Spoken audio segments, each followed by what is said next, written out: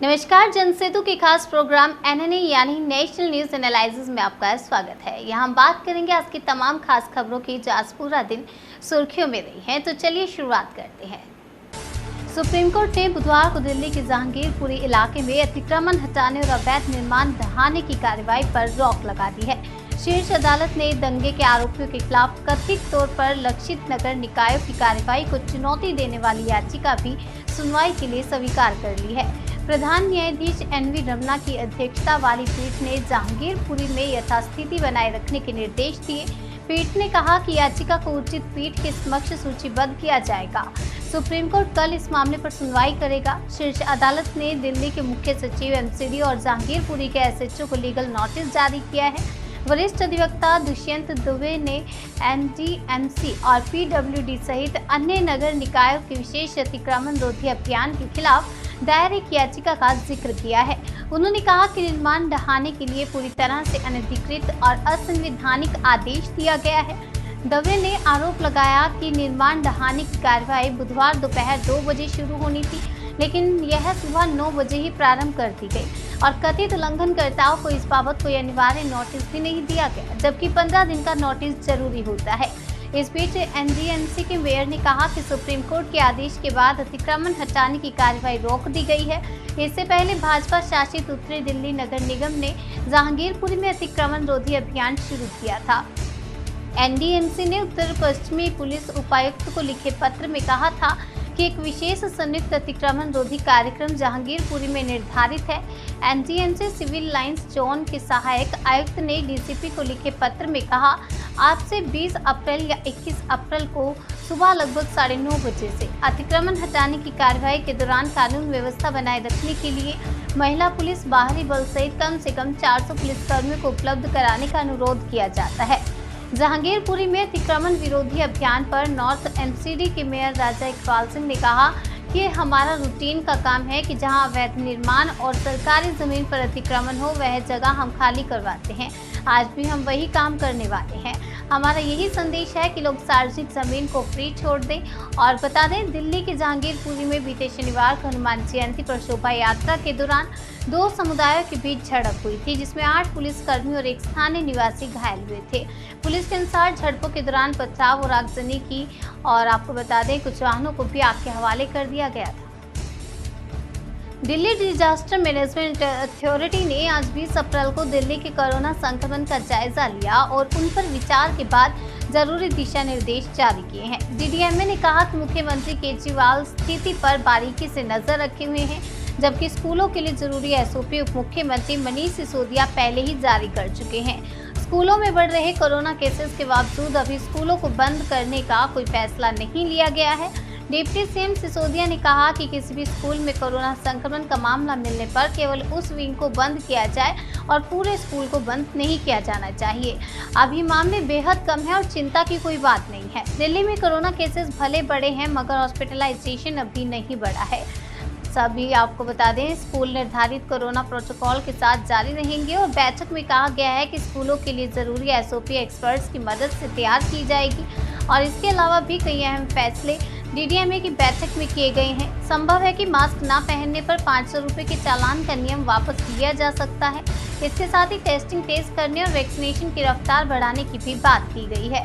Social gathering पर अभी नजर रखी जाएगी। संक्रमण के बढ़ते मामले पर कोई प्रतिबंध लगाया जा सकता है। और आपको बता दें, बैठक में कहा गया है कि हमें चिंतित होना चाहिए मगर अभी घबराने की कोई ज़रूरत नहीं है। बता दें कि बीते 24 घंटों में दिल्ली में 632 नए संक्रमण के मामले सामने आए हैं और पॉजिटिविटी रेट 4% से अधिक हो गया है।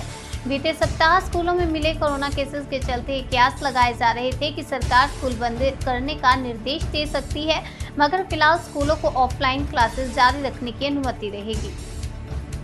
पीएम मोदी अपने 3 दिवसीय गुजरात दौरे पर थे, जहां उन्होंने आज आखिरी दिन आपको बता दें ऐलान किया है कि जो विदेशी नागरिक भारत में आकर आयुष मेडिसिन का लाभ लेना चाहते हैं उनके लिए सरकार एक पहल कर रही है। शीघ्र ही भारत एक विशेष आयुष वीजा कैटेगरी शुरू करने जा रहा है। और क्या कुछ कहा, सुनिए। भारत एक स्पेशल आयुष मार्ग भी बनाने जा रहा है, जिसकी एक ग्लोबल पहचान बनेगी। भारत में बने उच्चतम गुणवत्ता के आयुष प्रोडक्ट पर ये मार्क लगाया जाएगा। ये आयुष मार्क आधुनिक टेक्नोलॉजी के प्रावधानों से युक्त होगा। इससे विश्व भर के लोगों को क्वालिटी आयुष प्रोडक्ट्स का भरोसा मिलेगा। हाल में बने आयुष एक्सपोर्ट प्रमोशन काउंसिल से भी निर्यात को प्रोत्साहन मिलेगा और विदेशी बाजार खोजने में मदद मिलेगी। साथियों, आज एक और घोषणा मैं आपके बीच कर रहा हूं। देश भर में आयुर प्रोडक्ट्स के प्रचार प्रसार के लिए, रिसर्च और मैन्युफैक्चरिंग को बढ़ावा देने के लिए हमारी सरकार आयुष पार्क का नेटवर्क विकसित करेगी। ये आयुष पार्क देश में आयुष मैन्युफैक्चरिंग को नई दिशा देगा। साथियों, हम देख रहे हैं कि मेडिकल टूरिज्म, आज भारत मेडिकल टूरिज्म के लिए दुनिया के कई देशों के लिए एक बहुत ही आकर्षक डेस्टिनेशन बना है। उस बात को ध्यान में रखते हुए मेडिकल टूरिज्म के इस सेक्टर में जहां इन्वेस्टमेंट की बहुत संभावना है, हमने देखा है कि किस तरह केरल के टूरिज्म को बढ़ाने में ट्रेडिशनल मेडिसिन ने मदद की। ये सामर्थ्य पूरे भारत में है, भारत के हर कोने में है। हिल इन इंडिया इस दशक का बहुत बड़ा ब्रांड बन सकता है। आयुर्वेद, यूनानी, सिद्धा आदि विद्याओं पर आधारित वेलनेस सेंटर्स बहुत प्रचलित हो सकते हैं। देश में तेजी से विकसित हो रहा आधुनिक कनेक्टिविटी इंफ्रास्ट्रक्चर इसको और अधिक मदद करेगा। जो विदेशी नागरिक, जैसा मैंने कहा कि आज हेल्थ टूरिज्म के लिए भारत एक आकर्षक डेस्टिनेशन बन रहा है, तो जो विदेशी नागरिक भारत में आकर आयुष चिकित्सा का लाभ लेना चाहते हैं, उनके लिए सरकार एक और पहल कर रही है। शीघ्र ही भारत एक विशेष आयुष वीजा कैटेगरी शुरू करने जा रही है। आइए अब अगली खबर की ओर बढ़ते हैं। अगली खबर हमीरपुर से है, जहां आपको बता दें जिला प्रशासन और खनिज विभाग की संयुक्त कार्रवाई देखने को मिली है। आपको बता दें खनन माफियाओं में हड़कंप मच गया है। जॉइंट मजिस्ट्रेट संजय मीना और खनिज सर्वेयर वेद प्रकाश शुक्ला ने ये कार्रवाई की है। एनजीटी के नियमों की जमकर धज्जियां उड़ाई जा रही हैं। आपको बता दें बेतवा नदी में अवैध खनन किया जा रहा था। खनन माफिया अवैध पुल बनाकर नदी में अवैध खनन कर रहे थे। बेतवा नदी में पुल बनाकर बेरी खंड संख्या 10/36 के क्षेत्र में ये अवैध खनन किया जा रहा था। नदी में बने 2 अवैध पुलों को जेसीबी से नष्ट किया गया है और 2 पॉकलैंड मशीनों को भी सीज किया गया। बेरी चौकी को ये स्फोट कर दिया गया है और पट्टा धारक पर अवैध निर्माण की एफआईआर दर्ज की गई है और कुरारा थाना क्षेत्र के बेरी खंड संख्या 10/33 का ये मामला है।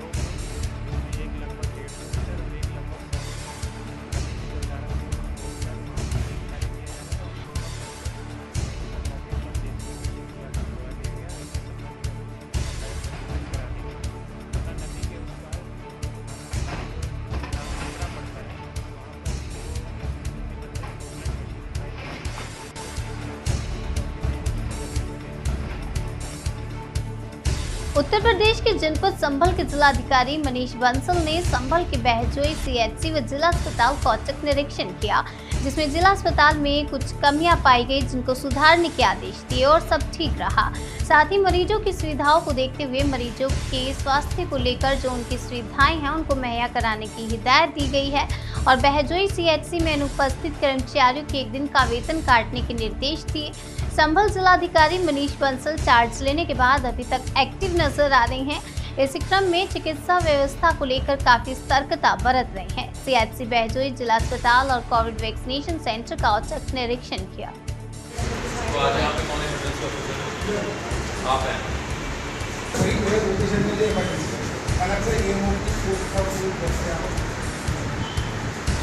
संभल निरीक्षण रहा आपने सर, बहजोई में भी किया, अभी सर संभल डिस्ट्रिक्ट हॉस्पिटल में भी किया है सर। क्या था सर पूरा और क्या मिला? जिला संयुक्त चिकित्सालय का आज यहाँ पे निरीक्षण किया है। यहाँ पर सभी व्यवस्थाओं को देखा गया, क्या क्या हमारे पास यहाँ पे इंफ्रास्ट्रक्चर अवेलेबल है, क्या फैसिलिटीज़ अवेलेबल हैं, ताकि आने वाले समय में किसी भी प्रकार की कोई भी ऐसी सिचुएशन होती है तो उससे सामना करने के लिए हमारे पास क्या तैयारियाँ हैं, आज उसको यहाँ पर देखा गया।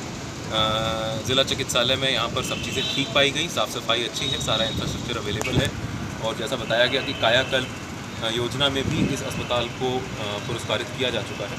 सुबह आज सीएचसी बहजोई का भी औचक निरीक्षण किया गया था। वहाँ पर कुछ कमियां पाई गई, कुछ चिकित्सा अधिकारी और कुछ कर्मचारी जो हैं वो अनुपस्थित पाए गए, उनका 1 दिन का वेतन काटा है। और साथ ही साथ जिस प्रकार से जिला चिकित्सालय में हर चीज़ का एक व्यवस्थित रूप से लोगों की सुविधा के अनुसार प्रदर्शन किया गया है, कहाँ पे कौन डॉक्टर बैठते हैं, कितने समय तक के लिए बैठते हैं, उसी प्रकार से सीएमओ को निर्देशित किया गया कि हमारे सीएचसीज पर भी यही व्यवस्था लागू की जाए और लोगों को सुविधा देने के लिए सिटीजन चार्टर का प्रॉपरली इम्प्लीमेंट किया जाए।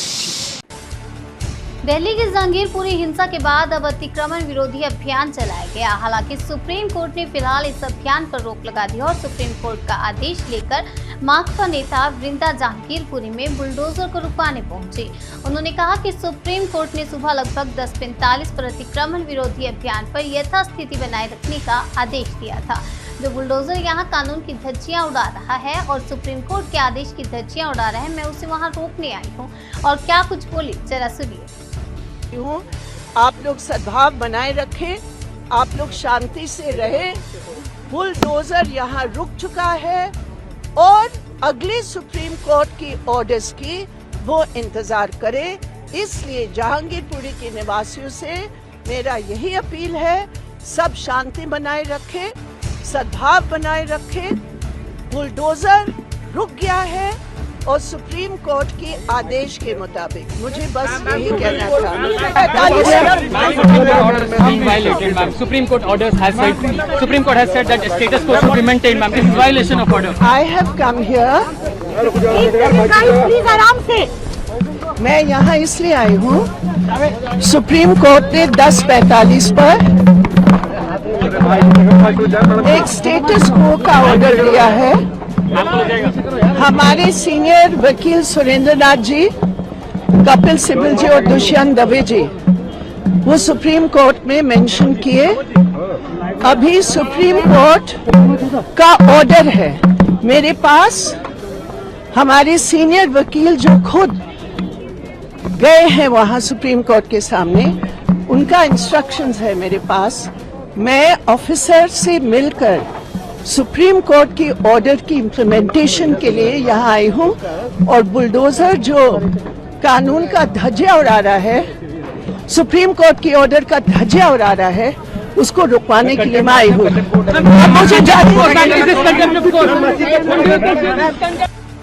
उत्तर प्रदेश के मुरादाबाद में एक निजी अस्पताल के डॉक्टर मोहम्मद फहीम ने अस्पताल में इलाज के लिए भर्ती 15 साल के रीगल की जान बचाने के लिए उसके परिजनों से 1 यूनिट खून लाने के लिए कहा, लेकिन मुरादाबाद से 35 किलोमीटर दूर कांड से आए रीगल के परिजनों ने सभी रिश्तेदारों से गुहार लगाई, लेकिन उसके बावजूद वो खून का इंतजाम नहीं कर पाए। इधर रीगल की हालत बिगड़ती ही जा रही थी। तब डॉक्टर मोहम्मद फहीम ने खून का इंतजाम ना होता देखकर रीगल की जान बचाने के लिए देर रात 12 बजे अपना 1 यूनिट खून देकर उसकी जान बचाई। डॉक्टर मोहम्मद ने डॉक्टर को भगवान कहे जाने वाली बात को सच कर दिया है। अब रीगल के पिता धन सिंह भी ये बात मान रहे हैं कि सबसे बड़ा धर्म इंसानियत है उनके मुताबिक कोई हिंदू मुस्लिम नहीं होता है, सब एक है। जनपद मुरादाबाद में दिल को छू लेने वाली तस्वीर सामने आई है। जी हां, आपको बता दें, एक 15 साल की हिंदू लड़की की जान बचाने के लिए मुस्लिम डॉक्टर ने अपना हाथ बढ़ाया है। 15 साल की मासूम को ब्लड की जरूरत थी। काफी प्रयास करने के बाद भी ब्लड नहीं मिल रहा था। इस बात का पता जैसे ही डॉक्टर मोहम्मद को लगा तो उन्होंने मासूम बच्ची की जान बचाने के लिए देर रात 12 बजे अपना खून देकर इंसानियत की मिसाल पेश की। डॉक्टर मोहम्मद की इस पहल से साफ प्रतीत होता है कि सबसे बड़ा धर्म इंसानियत है। कोई हिंदू कोई मुस्लिम नहीं, सब एक है। और जनता को भी ये समझ जाना चाहिए कि जाति धर्म कुछ नहीं होता है, इंसानियत सबसे बड़ा धर्म होता है। जानकारी देते हुए मासूम रीगल के पिता धान सिंह का कहना है कि मेरी बेटी को हल्का बुखार आया था। बुखार में वह कमजोर हो गई थी और बाद में उसकी प्लेटलेट कम हो गई थी। उसके बाद हमने डॉक्टरों को दिखाया, कांठ में दिखाएगा और सभी हॉस्पिटलों में गए लेकिन नाकामयाब रहे। डॉक्टर साहब ने हमें मशवरा दिया कि मुरादाबाद जाइए, वहाँ स्टाफ से मिलो, वहाँ स्टाफ हेल्प करेगा। सभी ने हमारी हेल्प की और आज हमारी बच्ची को ब्लड की सख्त ज़रूरत थी। सभी जगह कोशिश कर ली थी, कहीं से भी कोई बात नहीं हो पाई थी। डॉक्टर साहब बच्ची का इलाज कर रहे थे जो मुस्लिम है, उन्होंने अपना ब्लड दिया और पूरे स्टाफ ने हमारी हेल्प की, जिसकी वजह से आज हमारी बच्ची ठीक है। क्या नाम आपका? मेरा नाम धन सिंह है। अच्छा, कहाँ के रहने वाले हैं आप? मैं कांठ क्षेत्र का रहने वाला हूँ, ग्राम पेलीबिस में पड़ता है। अच्छा बताइए, आपकी बेटी बीमार थी, क्या हुआ था, क्या पूरा मामला बताइए। ये हल्का बुखार आया था, बुखार में कमज़ोर हो गई थी और बाद में जो है प्लेटें आनी पड़ी। फिर उसके बाद हमने डॉक्टर में भी दिखाया कांठ के अंदर, सभी हॉस्पिटलों में घूमे लेकिन नाकामयाब रहे। फिर एक डॉक्टर ने हमें मशवरा दिया कि वहाँ पे जाओ कोडनी हॉस्पिटल, वहाँ जो है आपको सब सुविधा मिलेंगी और इसके साथ साथ सब स्टाफ जो हेल्प करेगा। फिर क्या हुआ? वही हुआ साहब जो डॉक्टर साहब ने बताया था। फुल हेल्प हुई हमारी और हमारी बच्ची आज जो ठीक ठाक है। बच्ची को ब्लड की भी ज़रूरत थी? हाँ, ब्लड की बहुत सख्त ज़रूरत थी। अच्छा, तो कहाँ कहाँ कोशिश की थी आपने? हमने जहाँ आसपास हमारे हिसाब किताब था, जहाँ भी आड़ गाड़ थी, वहाँ पे जो है हमने बहुत कोशिश की सर। रिश्तेदारों से भी कहा? रिश्तेदारों को कहा कि कोई ब्लड दे दो, लेकिन कोई रिश्तेदार नहीं आ पाया सर। अच्छा, नहीं दिया? नहीं दिया किसी ने, यहाँ पे देखने तक नहीं आया कोई। तो फिर क्या हुआ? फिर साहब ये डॉक्टर साहब जो है ये इलाज कर रहे थे। बच्ची का नाम तो मेरे दिमाग से उतर जा। मुसलमान है डॉक्टर? हाँ, मुसलमान है। अच्छा, फिर? इन्होंने अपना ब्लड दिया। अच्छा, जब नाकामयाब हो गए हम, लास्ट में ये बोले कि चलो अपना ब्लड मैं ही देता हूँ, तो इन्होंने ब्लड दिया। हमारी काफ़ी हेल्प करी, पूरे स्टाफ ने हेल्प करी हमारी और हमारी बच्ची जो आज ठीक ठाक। बच्ची बच गई आपकी? जी हाँ। तो क्या कहेंगे, हिंदू मुस्लिम होता है या सब कुछ? हम नहीं मानते हिंदू मुस्लिम, नहीं मानते? हम सबको भाई मानते हैं, भाई भाई है, कोई हिंदू मुस्लिम नहीं है। किसी के ब्लड में जो है कोई फ़र्क नहीं होता, अलग अलग नहीं होता, सब एक है। तो ये अब आपका एहसास हुआ खून देने के बाद, ये पहले से मालूम था कि हिंदू कोई मुसलमान नहीं होता? ये बात पहले से तो मानता था, लेकिन अब आए का पूर्ण विश्वास हो गया क्या? कि हिंदू मुस्लिम कुछ नहीं है। ये आपस में दिमाग की बात है, दिमाग में सोचना ही गलत है कि ये हिंदू है, ये मुसलमान है, ये सिख है, ईसाई है। जात धर्म का कोई मतलब नहीं, सब एक हैं। सब एक है। अपने दिल में जो है सब ये समझें कि हम एक हैं। किसी में एक दूसरे की घृणा मत रखो और भेदभाव मत रखो। अगली खबर मध्य प्रदेश से है। मध्य प्रदेश के खरगोन में हुई सांप्रदायिक हिंसा मामले में पुलिस ने 2 दंगाइयों पर राष्ट्रीय सुरक्षा कानून की बड़ी कार्रवाई की है। आरोपी मोहसिन उर्फ नाची पिता तस्लीम निवासी जकरिया मस्जिद खरगोन और आरोपी नवाज पिता आशिक निवासी तालाब चौक खरगोन पर ये कार्रवाई की गई है। खरगोन में रामनवमी के जुलूस पर पथराव, आगजनी और हिंसा के बाद 2 आरोपियों पर रासुका लगाने को बड़ी कार्रवाई माना जा रहा है। गौरतलब है कि खरगोन दंगे मामले में अब तक कुल 63 प्रकरणों में 153 लोगों की गिरफ्तारियां भी हो गई हैं। खरगोन में लोगों की जिंदगी को पटरी पर लाने और सामान्य हालात बनाने के लिए पुलिस कड़ी मशक्कत कर रही है। बता दें कि कर्फ्यू में बुधवार 20 अप्रैल को प्रशासन ने आमजन को बड़ी राहत देते हुए सुबह 10 बजे से दोपहर 4 बजे तक 6 घंटे की कर्फ्यू में छूट दी है। और आपको बता दें, प्रभारी एसपी रोहित काशवानी ने मीडिया से चर्चा करते हुए बताया कि खरगोन में शांति व्यवस्था को लेकर प्रयास किए जा रहे हैं। उपद्रव करने वाले किसी भी उपद्रवी को बख्शा नहीं जाएगा। आज 100 आरोपियों पर एनएसए के तहत कार्रवाई की गई है। बताते चले कि अब तक 153 आरोपियों को गिरफ्तार कर जेल भेजा जा चुका है। कुछ लोगों की जिला बदर की भी कार्रवाई होगी। प्रभारी एसपी रोहित काशवानी ने लोगों से आपसी भाईचारा बनाने और अफवाह पर ध्यान नहीं देने की अपील की। बता दें कि रामनवमी के दिन खरगोन शहर के तालाब चौक से एक जुलूस निकाला गया था। आरोप है कि इसके कुछ देर बाद ही कुछ लोगों ने पत्थरबाजी शुरू कर दी। बीच में पुलिस ने स्थिति नियंत्रित की और लेकिन कुछ घंटे बाद हालात खराब हो गए। इसके बाद एहतियातन राज्य सरकार ने वहां कर्फ्यू लगा दिया। नेशनल न्यूज एनालिसिस में आज के लिए फिलहाल इतना ही। तब तक के लिए मुझे दीजिए इजाजत और देखते रहिए जन सेतु जन से सरोकार।